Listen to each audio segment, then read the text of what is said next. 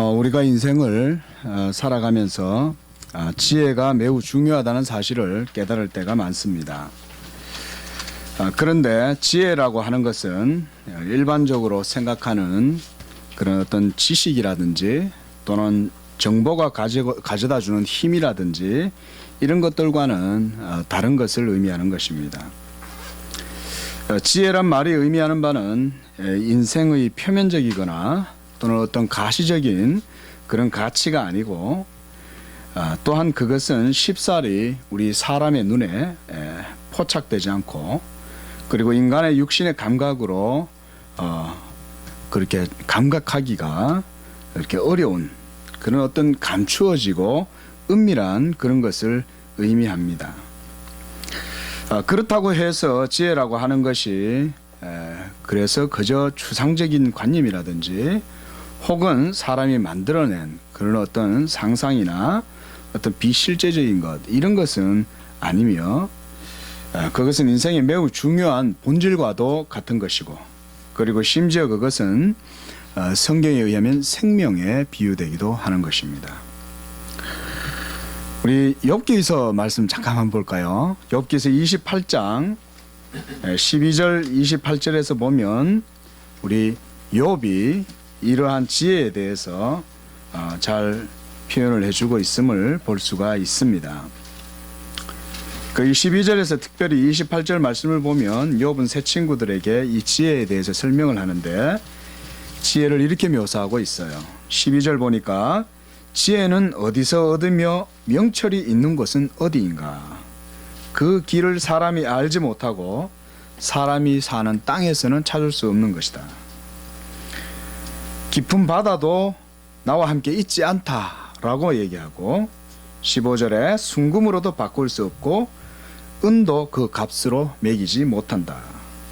16절에도 값을 당하지 못하고 17절에도 비교할 수도 없고 바꿀 수도 없는 것이며 비길 수도 없는 것이다.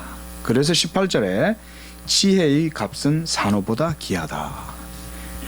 이때 산호는 요즘처럼 뭐 쉽게 구할 수 있는 그런 게 아닌 것이죠. 그렇죠? 아주 귀중품이죠. 그 다음 19절에 계속해서 20절 보면 그런즉 지혜는 어디서 오며 명철이 머무는 곳은 어디인가? 모든 생물의 눈에 숨겨 있고 공중의 새에게도 가려졌고 그리고 22절 멸망과 사망도 이르기를 우리가 귀로 그 소문만 들었다 이렇게 표현한 거예요. 재미있는 표현이죠. 하나님이 그 길을 아시며 그 있는 곳을 아시나니 그랬습니다. 그리고 27절에 보니까 그때에 그가 보시고 선포하시며 굳게 세우시며 탐구하셨고 또 사람에게 말씀하셨다. 보라 주를 경외함이 지혜요 악을 떠남이 명철을 이니라 그랬습니다. 오늘 전도서 말씀과 그대로 일맥상통하는 말씀인 것 같습니다. 이처럼 성경에서는 이 지혜를 매우 중요하게 여겨요. 너의 사모하는 모든 것들 중에 가장 으뜸이라고 말씀합니다. 잠언 4장 7절이죠. 지혜를 구하는 자는 그것을 얻는 자에게 생명나무와 같다 그랬습니다. 그 잠언 3장 18절 말씀이에요. 그런데 이 세상의 지혜는 이 하나님께 미련한 것이라고 합니다.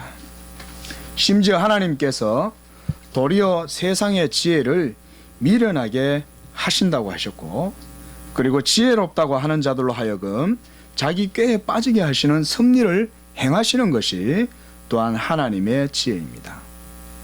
이렇게 참된 지혜는 교만하고 스스로 지혜롭다고 하는 자들에게는 감추어져 있다는 것이 성경에 말씀하시는 바입니다. 그것이 또한 하나님의 지혜로우심이에요. 마음에 간사함이 없어야 이 참지혜를 놓치지 않고 이 포착할 수 있는 지각을 갖게 됩니다. 이게 참 역설적이에요.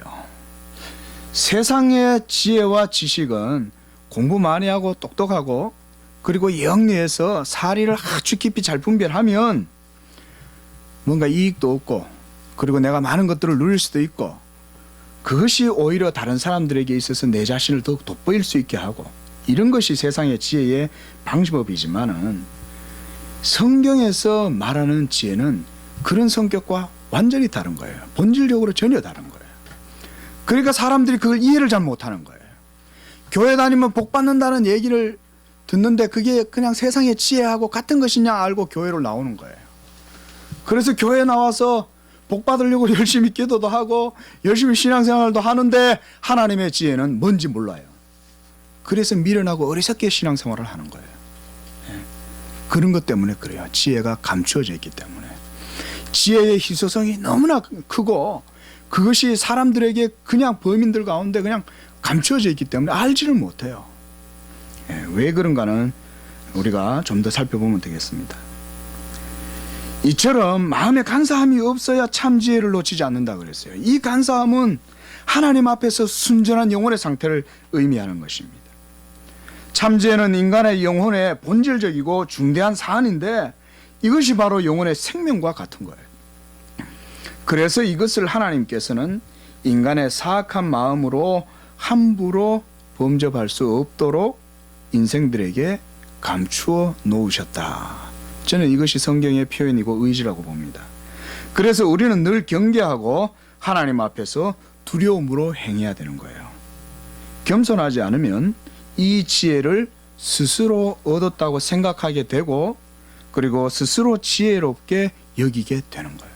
그러면 바로 미련해지는 거예요. 그래서 잠언 말씀에 보면 네가 스스로 지혜롭다고 생각하는 사람을 보느냐 그 사람보다 미련하고 어리석은 사람이 없다고 그랬습니다. 네. 여러분 하나님께서 왜 그렇다면 이 놀라운 하나님의 보고인 지혜를 감추어 놓으셨을까요? 감추어 놓으셨을까요? 예. 그것은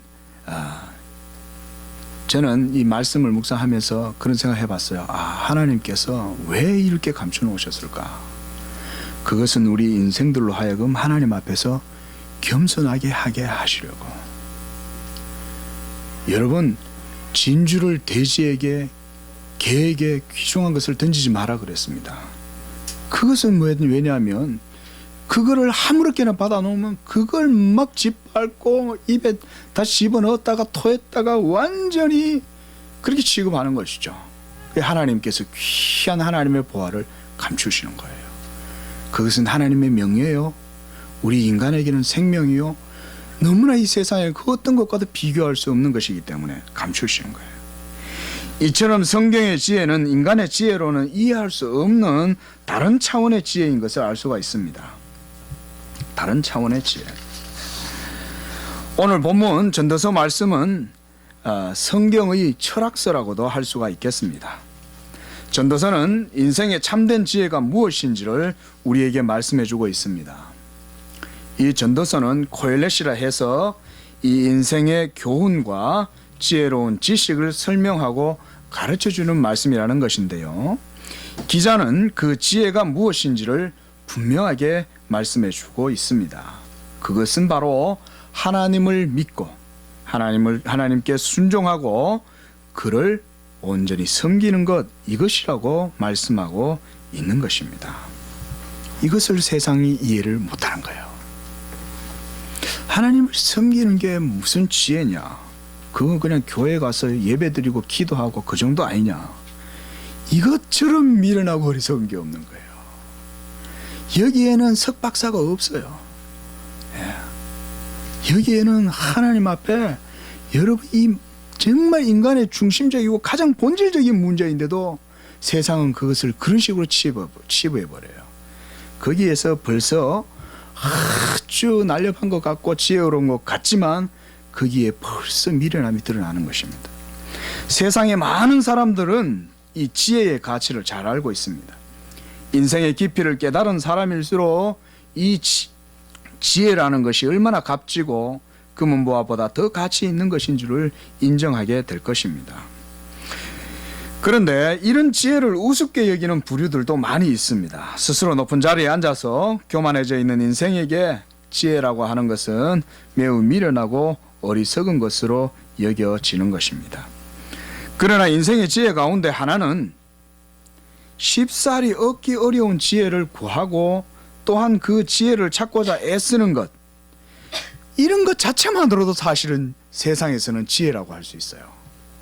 지혜를 얻지 못해도 그 지혜를 찾고 그것을 얻으려고 애를 쓰고 눈에 힘을 주고 사례를 분별하려고 바르게 살펴보고 하는 이런 시도 자체만으로도 사실은 세상에서는 지혜로운 거예요. 그 정도만 돼도. 전부 다 돼지처럼 개처럼 막 살아가잖아요. 인간 자체의 본성에도 충실하지 않고 살아가는 게 인생 아닙니까? 지혜가 무엇인지 몰라도 지혜를 찾고자 하는 마음만 있어도 제가 볼 때는 그건 세상에서는 지혜로운 거예요.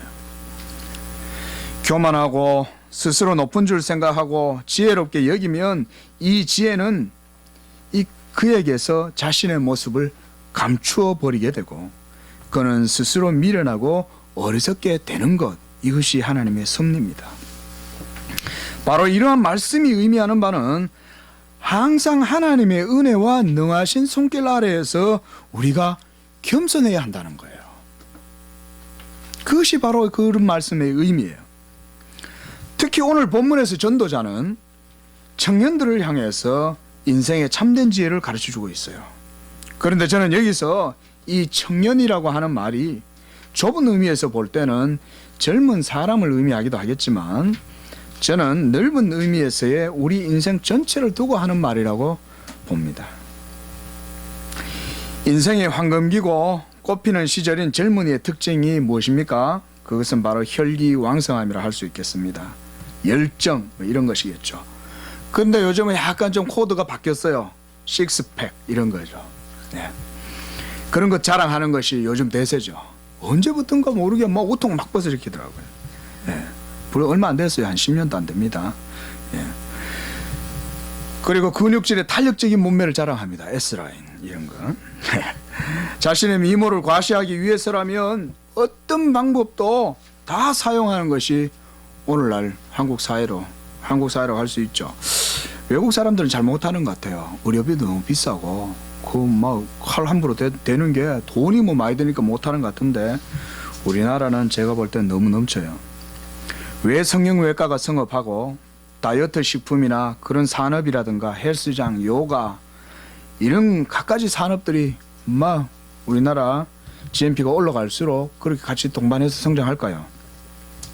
뭡니까? 저는 여기에 무슨 경제적인 무슨 함수가 있어가지고 그런 것이 아니라고 생각합니다. 그건 다른 게 아니에요. 이런 거는 기독교적 용어로 표현해야 돼요. 사람들이 자기 자랑에 대한 욕망이 크게 부어올랐기 때문에 그런 거예요.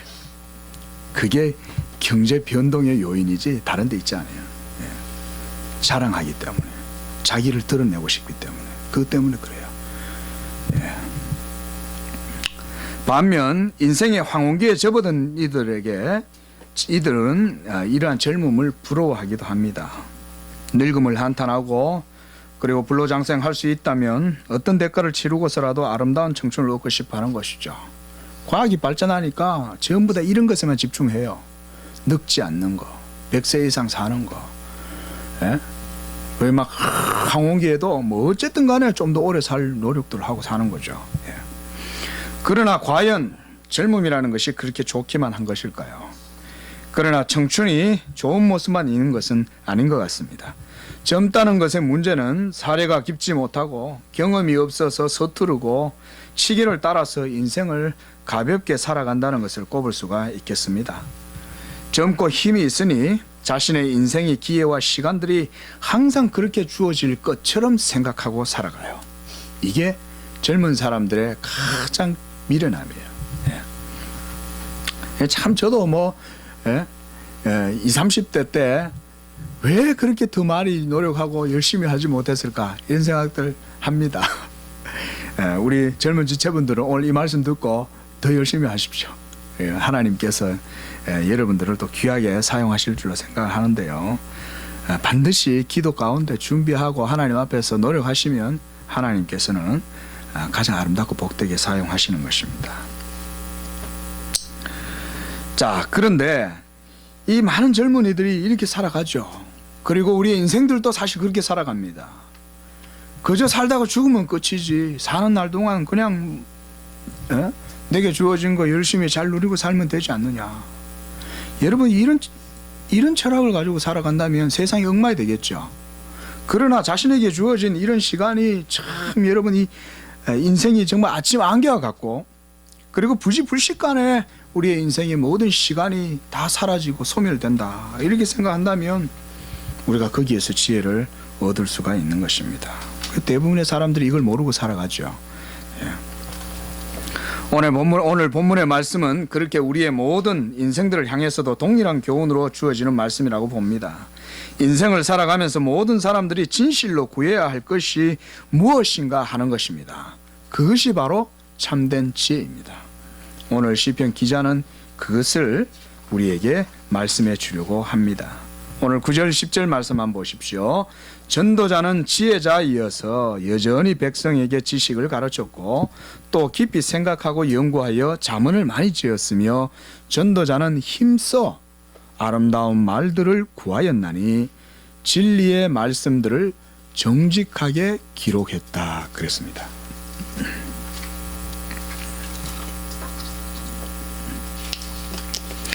그렇다면 참된 지혜란 무엇일까요?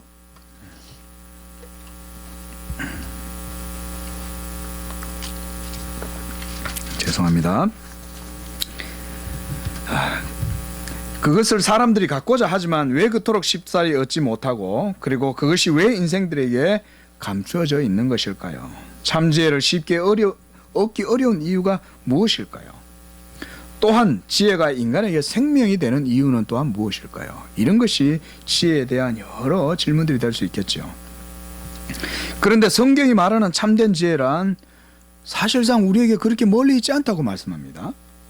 그것이 무엇인지 또한 인생들에게 억지로 숨기려고 하시지 않아요. 하나님께서 하나님께서 인간들을 막 놀리려고 게임하시려고 무슨 숨바꼭질하고 이런 게 아닌 것이죠. 그렇다면 왜 지혜가 감추어져 있고 왜 그것이 은밀하게 것이고 사람들의 눈에 쉽게 그렇게 포착되기 어려운 것일까요?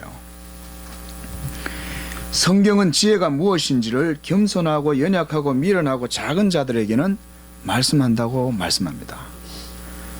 자, 우리 고린도전서 1장 말씀 한 번 더 찾아보겠습니다.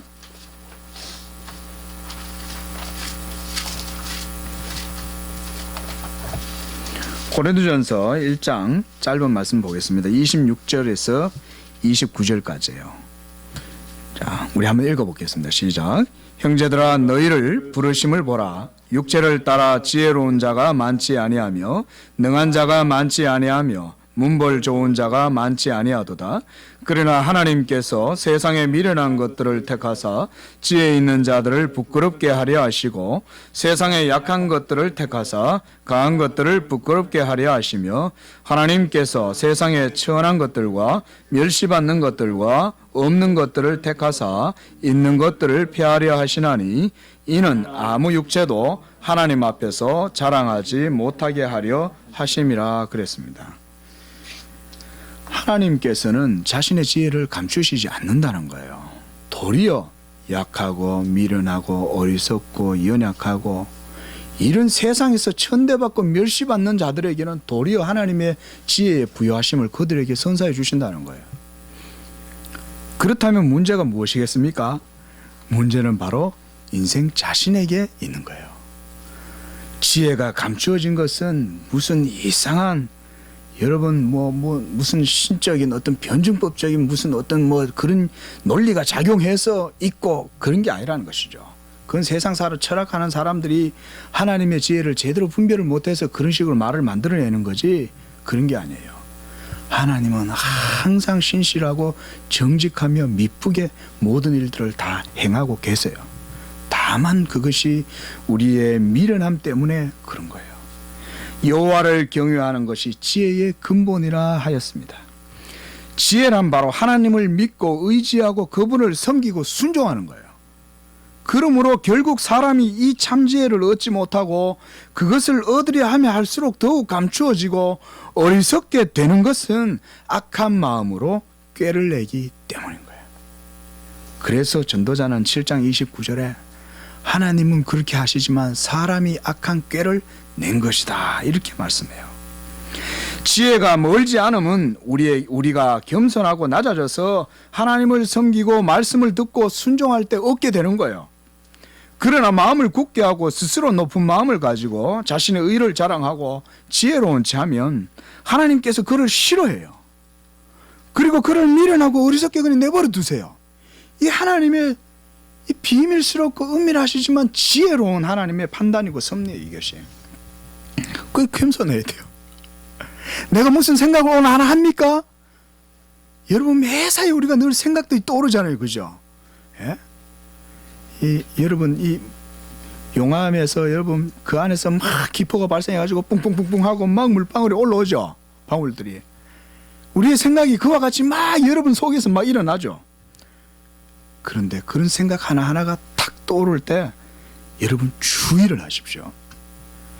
여러분 제가 이 말씀 준비하는 가운데 제 자신도 그랬다는 생각들이 많이 들었어요. 탐스럽고 좋은 게 딱 보이면 그게 갖고 싶은 마음이 딱 생겨요. 심지어 그걸 내 주머니에 썩 집어넣고 싶은 마음도 생깁니다. 아니 목사님이 여러분 그게 사람의 마음이에요. 견물생심이요. 좋고 정말 좋겠다 싶으면 그때마다 놀라는 거예요. 어떻게 내 마음속에 이런 탐심이 있냐. 남의 것을 말이야 내가 막 함부로 하고 싶어하는 그런 마음이 내 속에도 있구나. 저는 고백했습니다. 여러분 어떠세요? 제가 먼저 까놨습니다. 여러분 속에 어떤 생각 하나라도 일어날 때 특히 그게 타인에 대한 생각이면 더 주의해야 되겠죠. 본인 자신에 대한 생각뿐만 아니라 하나님 앞에서 늘 주의해야 돼요. 하나님을 경외함, 경건할 때 그 경외의 마음이 우리에게 늘 필요한 것입니다. 그래서 로마서 12장 16절도 서로 마음을 같이 하여 그랬습니다. 마음을 같이 하라는 얘기는 서로 해하고자 하는 마음을 버리라는 거예요. 그리고 십계명의 말씀처럼 이웃을 향하여 진실되게 하라는 거예요. 그 마음을 같이 하라는 거예요. 높은 데 마음을 두지 말고 도리어 낮은 데 처하고 스스로 지혜 있는 척 하지 말라 그랬습니다. 고린도전서 3장 18절에도 아무도 자신을 속이지 말라 그랬어요. 네 자신이 누구인지 알고 스스로 속지 말라는 것이죠. 소크라테스도 이런 얘기한 것 같아요. 너희 중에 누구든지 이 세상에서 지혜 있는 줄로 생각하거든 어리석은 자가 되라 그랬어요. 성경은 도리어 어리석은 자가 되라 그랬어요. 어리석은 자가 되면 어떻겠습니까? 다른 사람 다 똑똑하다고 말할 때 전차 나 잘 모르겠네 이거 입 다물고 있는 거예요. 다른 사람 다 나는 할 수 있다라고 떠들 때 하나님 앞에서 기도하면서 내가 할 수 없으니 하나님께서 해주세요. 바로 이런 자세죠. 이게 세상에서 어리석은 자가 되는 거예요. 세상의 사고방식과 완전히 다른 사고방식이죠. 세상은 그런 게 아니죠. 면접 갈 때 면접 가갖고 저는 잘 못해요 이렇게 하면 벌써 세상에서는 빠꾸죠. 가봐 이래 되는 거죠. 도리 어떻게 합니까? 자기 PR하고 자기 드러내고 자기 높이고 뭐 이래 자신감 있네 잘하겠네 이런 식이죠. 세상 사고방식하고 여러분 신앙의 사고방식은 완전히 틀려요. 여러분들이 이것을 먼저 우리가 기초적인 거예요. 이런 것부터 우리가 본질적으로 분명히 알고 신앙생활 해야 됩니다. 그렇지 않으면 교회에서도 내 잘났네 하고 신앙생활 하는 게 잘하는 것인 양 착각한단 말이에요. 자꾸 우리가 많은 성도들이 그 오류를 많이 범합니다. 죄송하지만 우리가 주의해야 됩니다. 그래서 계속해서 고린도전서 3장 20절에 보니까 주께서 지혜 있는 자들의 생각을 헛것으로 아신다 했습니다. 하나님께서 다 아세요. 하나님은 매 분초 시시각각 우리의 마음을 다 통촉하시고 살피세요. 이처럼 세상의 지혜와 하나님의 지혜가 전혀 다릅니다. 고린도전서 3장 19절에서는 도리어 이 세상 지혜가 하나님께는 어리석은 것이라고 말씀했어요. 세상의 지혜는 물질적인 것이고 그리고 좀 더 고상해도 정신적인 것인데 여러분 그것이 좀 더 고상하긴 하지만 여전히 인간이 추구하는 사상들과 정신이기 때문에 그 중심에는 항상 인간이 주체예요. 인간의 자기의가 중심 원리예요. 자기의가. 이런 인간의 자기 의가 중심 원리가 돼서 인간의 생애 어떤 동력처럼 작동하고 있는 것으로 생각하지만 이것처럼 큰 착각이 없어요. 여러분, 하나님께서 사람의 여러분 생사화복을 다 주관하신다는 것을 우리 예수 믿는 사람들 믿어야 됩니다. 예? 느부갓네살 왕을 보십시오. 하나님께서 미치게 하니까 이 광인이 돼가지고 들에 가서 여러분 소처럼 풀을 뜯어 먹으면서 7년 동안 살잖아요. 하나님이 하시면 지금이라도 하실 수 있어요. 예? 근데 왜 그 말씀들을 우리가 잊어버리고 사냐는 것이죠. 하나님은 주권적으로 우리의 심리적인 작용 하나조차도 하나님 다 하실 수 있습니다. 그러나 하나님께서 두시는 거예요. 그러나 하나님의 지혜는 하나님의 영광이 중심이에요. 세상의 지혜는 인간이 중심이지만 하나님의 지혜는 하나님의 영광이 중심이고 가장 복되고 그리고 이것이 인간에게 있어서 가장 가치 있는 거예요. 인생의 본분을 깨닫는 것이 전도자의 가르침이에요. 오늘 본문 말씀이 말씀하는 것이 무엇입니까?